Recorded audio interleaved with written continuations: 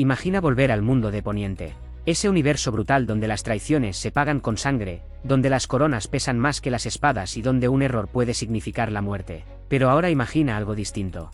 Imagina que, en lugar de reyes, dragones y guerras por el trono de hierro, la historia se centra en algo mucho más pequeño. Un caballero sin dinero, un niño misterioso, un torneo aparentemente insignificante, y una aventura que, sin que nadie lo espere, termina siendo una de las historias más humanas y especiales de todo el universo creado por George R.R. Martin. Eso es exactamente lo que propone El Caballero de los Siete Reinos, una serie que se aleja del espectáculo masivo de Juego de Tronos para contar algo mucho más cercano, mucho más personal y, curiosamente, mucho más fiel al espíritu original de las historias de Martin. Pero claro, cuando se anunció la serie, muchos fans tenían dudas. Después del éxito gigantesco de Juego de Tronos y del regreso del universo con La Casa del Dragón, parecía extraño apostar por una historia mucho más pequeña. Una historia sin grandes batallas, sin dragones destruyendo ciudades y sin una lucha directa por el poder. Y entonces surge la pregunta que da título a este vídeo: ¿merece realmente la pena El Caballero de los Siete Reinos? Para responder a eso primero hay que entender qué tipo de historia es esta. La serie está basada en las novelas cortas conocidas como Dunk y Egg, escritas por George R.R. Martin. Estas historias se sitúan aproximadamente 90 años antes de los acontecimientos de Juego de Tronos. En esa época, los Targaryen todavía gobiernan Poniente, pero el mundo ya ha cambiado. Los dragones han desaparecido. El poder de la casa Targaryen sigue siendo grande, pero ya no es el mismo que cuando dominaban el cielo con fuego.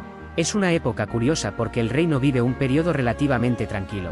No hay una guerra gigantesca que esté sacudiendo los Siete Reinos. Sin embargo, bajo la superficie, las tensiones siguen existiendo, y la historia nos recuerda constantemente que en Poniente la calma nunca dura demasiado. Pero lo más interesante es que por primera vez en una serie ambientada en este mundo la historia no sigue a reyes, ni a grandes señores, ni a comandantes de ejércitos. Sigue a alguien que está casi en el escalón más bajo de la sociedad noble, un caballero errante sin dinero. Ese hombre es Ser Duncan el Alto, aunque casi todo el mundo lo llama simplemente Dan. Cuando conocemos a Dunk por primera vez, la serie nos lanza directamente a una escena sencilla pero tremendamente potente. No hay grandes discursos ni música épica. Solo vemos a un hombre enterrando a otro bajo la lluvia. 3 caballos esperan cerca. El viento sopla sobre una colina solitaria.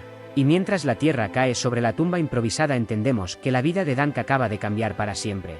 El hombre al que está enterrando es Ser Arlan del Árbol de la Moneda, el caballero al que Dunk sirvió como escudero durante años. Ser Arlan era viejo, pobre y no especialmente famoso, pero para Dunk era prácticamente todo lo que tenía. Era su maestro, su guía y, en cierto modo, la única familia que había conocido. Ahora que ha muerto, Dunk se queda completamente solo. No tiene hogar, no tiene dinero y no tiene ninguna idea clara de qué hacer con su vida.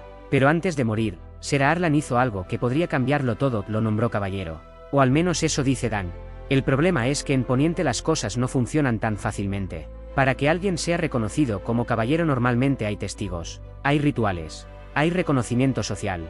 Y Dunk no tiene nada de eso. Solo tiene la espada de su antiguo maestro, una armadura bastante mediocre y la esperanza de que nadie cuestione demasiado su historia. Así que toma una decisión desesperada: hacerse pasar por caballero igualmente. Su plan es sencillo. Ha oído que cerca de allí se celebrará un torneo en un lugar llamado Vado Sinisa. Los torneos en Poniente no son solo espectáculos para nobles, también son oportunidades. Los caballeros pueden ganar dinero, fama e incluso patrocinadores y lo hacen bien. Dunk piensa que si logra participar en las justas y tiene un poco de suerte podría conseguir el dinero suficiente para sobrevivir. El problema es que Dunk no parece tener demasiada experiencia real en torneos. Es enorme, fuerte y valiente, pero eso no significa que sea un gran combatiente. De hecho, muchas veces parece bastante perdido. En su camino hacia el torneo ocurre uno de los encuentros más importantes de toda la historia. Dunk se detiene en una posada para comer algo y descansar. Allí conoce a un niño que trabaja en el lugar. Un niño pequeño, calvo y extremadamente curioso. Ese niño se llama Egg.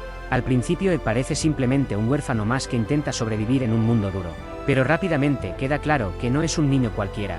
Egg es increíblemente inteligente, observa todo con atención y parece saber muchas más cosas sobre el mundo de los nobles de lo que cabría esperar de alguien de su edad. Cuando Dunk habla de dirigirse al torneo, el niño muestra un interés inmediato. Y después de una conversación breve pero significativa, Egg hace algo que Dunk no esperaba en absoluto: le pide que lo lleve con él y que lo convierta en su escudero. Dunk se queda sorprendido. Él mismo apenas está intentando descubrir cómo funciona su nueva vida como caballero, así que la idea de tener un escudero le parece absurda. Al principio intenta negarse, pero Egg es persistente. Insiste una y otra vez, y poco a poco se gana la simpatía de Dunk. Finalmente, aunque no lo admite de manera formal, Dunk permite que el niño lo acompañe en su viaje hacia el torneo. Este momento aparentemente pequeño termina siendo el inicio de una de las relaciones más importantes de toda la historia, porque Dunk y Egg acabarán formando una amistad que se convertirá en leyenda dentro de Poniente. Cuando finalmente llegan a Vados sin Isa, la serie empieza a mostrar el ambiente de los torneos medievales en este mundo. Los torneos no son solo competiciones, son eventos enormes que atraen a todo tipo de personas, caballeros que buscan fama, comerciantes que quieren vender sus productos, apostadores que esperan ganar dinero, nobles que disfrutan del espectáculo, y también todo tipo de artistas, prostitutas, músicos y viajeros que convierten el lugar en un pequeño caos lleno de vida. Para Dunk todo esto resulta abrumador. Él no está acostumbrado a moverse en estos ambientes, pero su problema más inmediato es otro. Para poder participar en las justas necesita que otro caballero confirme que realmente es caballero, y eso resulta más difícil de lo que esperaba. Dunk intenta explicar que fue nombrado caballero por ser a Arlan antes de morir, pero casi nadie parece recordar a su antiguo maestro. Y sin alguien que confirme su historia, las autoridades del torneo no están dispuestas a dejarlo competir. Mientras Dunk intenta encontrar una solución, la serie empieza a introducir a varios personajes importantes, incluyendo miembros de la familia más poderosa de Poniente, los Targaryen. Aquí es donde la historia se conecta directamente con el gran universo que los fans ya conocen.